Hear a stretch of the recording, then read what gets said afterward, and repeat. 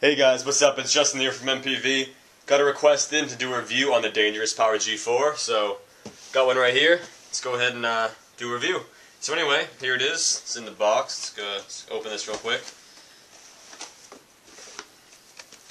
So here you have the marker itself, and then I guess I'm going to do an unboxing as well. Manual, some Allen keys, and you know, the barrel.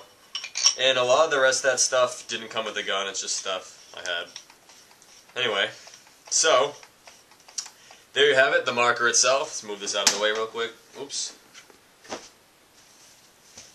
Okay, so anyway, marker itself, Dangerous Power G4. I believe it to be the second gun in the G series, followed by the newest model out, the G5. And the one before it being the Dangerous Power G3. Anyway, here's the marker. First things out of the box, you'll notice is very lightweight.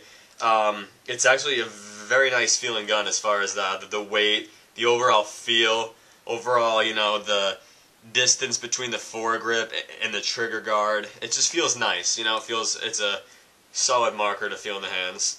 Some key features are definitely the wraps on and off ASA that was patented by Dangerous Power. Very easy to use. I believe this is the second gen wraps because the first generation had some reported issues, and I believe they went back to the drawing board and fixed it. So I believe it's the second gen. I could be wrong, but I'm pretty sure I'm right. Then the second key feature is definitely the famous Dangerous Power low-rise clamping feed neck here. Always a good thing to have. Two of the main features on this gun are definitely things your average player looks for on a new marker. The on-off ASA is a really convenient thing to have. You save air by when you unscrew your tank, you don't have to unscrew it fast, so you waste less air now. You just boom, you're all set. The pin is not pushed in anymore after you flip it and stuff like that. It's always a good thing to have. A very easy way to degas your marker. And then, obviously, your clamping feed neck is a very popular feature. The only downside to this clamping feed neck is on the Dangerous Power clamping feed necks. They're very often, because they're a low-rise feed neck, your average stem or neck to a loader, it'll probably be too long, so it'll sit too high. So a lot of people do is they'll shave down the stem of their loader. They'll use sandpaper or something like that, so it sits more snug. Yeah, I mean, it is a downside, but I mean, it's not the end of the world. You know, it's still tolerable. Moving on, like I had said, lightweight. Props to Dangerous Power for their attention to detail as far as the body milling goes.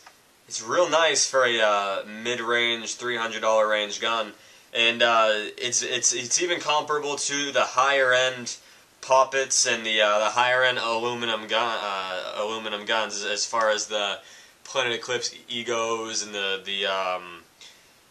G6Rs, the way that the body looks, has all these accents and, you know, divots and whatever you want to call them. It's comparable to that. It's not a common thing to see for a gun around that price range, so props to Dangerous Power. Very nice looking body to it. And about as lightweight as some of these higher end markers. A little bit heavier than you know, your Ego or whatever, but it's still not too bad. Pretty lightweight. Let's see. That's a lot of, you know, that pretty much covers it for most of the outside of it. Very easy to maintain. I love that feature about this marker. Really easy, so for someone who's new to the sport, who doesn't know too much about disassembling a paintball marker, especially an electro-pneumatic one, I'll go ahead and show you how easy the bolt removal is and stuff like that. Set that down for a second. So for someone who's new to the sport or new to buying a gun around this range and not quite sure, you can't get much simpler as far as bolt maintenance.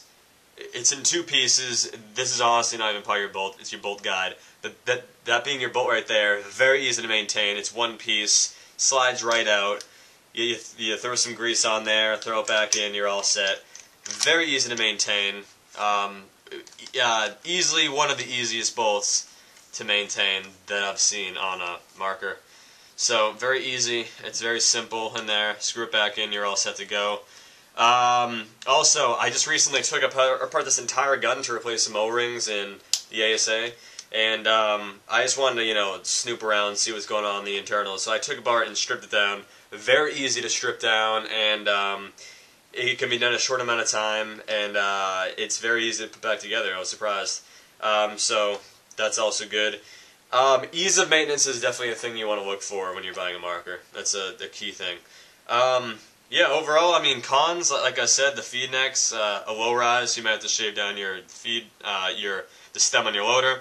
The grips, I feel like they add to most of the weight of the gun. They're very bulky, but they look nice, and they feel nice as well. But they are very bulky for a pair of grips. That might add to most of the weight. You got some eyes in there, you got built-in eyes. So you're running eyes on there, then you hold this down. If it's flashing quickly, you're in eyes off. So obviously eyes are a good thing to have. You got some firing modes in there, not too sure about that since we only really use semi-auto. I'm sure if you go and do some research on the board, you'll be able to figure that out as far as what modes there are. But anyway, we've owned a various amount of Dangerous Power products, markers. Tony and Joe have owned G3s, both of them have owned G3s. They currently own Dangerous Power Fusion FXs. Very happy with the Dangerous Power product. Not too much to complain about, really. They make a solid marker for a good price, and I'd recommend it. Haven't had any problems. Dangerous Power seems to be a good company. And as far as the G4s go, yeah, I'd recommend it. It has my approval. The newest model is the G5, so if you're interested in having a newer model marker, you can go with that. The one before this is G3. It's about a year or two older. But definitely, good-looking gun, lightweight, performs well, easy to maintain. That's some quality attributes for a marker. I will have some shooting videos up of this if you guys want. Go ahead and request it below. But I think I've covered a good amount of material as far as this goes. Also, the stock trigger in there, it's alright. I mean, I've felt better. It kind of feels a little cheesy, but it's not bad actually. It's got three screw holes here, so you can change just about any angle and facet you can think of, like as far as how far the return is, how far it takes for it to click the micro switch in there, so it's good. The stock barrel, right here, stock barrel is a 690, and that's, for around where I live, that's a little big for a bore, but for those of you who live down south, I'm sure that's not bad at all. 690 is around what you'll want for down south, probably even more. But around here, the Massachusetts, New Hampshire, New England region, definitely want to roll a smaller bore than 690 a lot of the time. But other than that, pretty solid marker. Recommend it, guys. Thanks for watching. That's been a review of the Dangerous Power G4 marker. Thanks for watching.